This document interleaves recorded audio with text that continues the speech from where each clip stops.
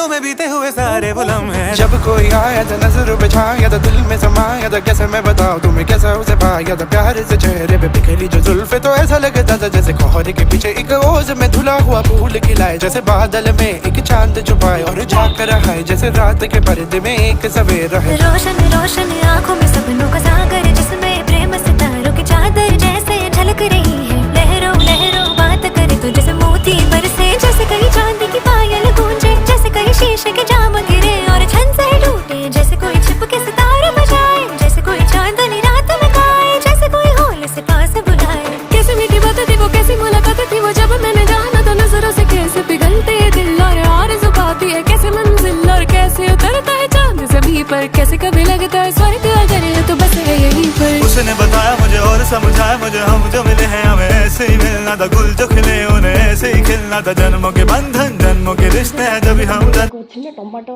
कुटिके एमती धरदेबु, टमाटो को धरदेबु सब जानी से टमाटो तो अच्छे बोली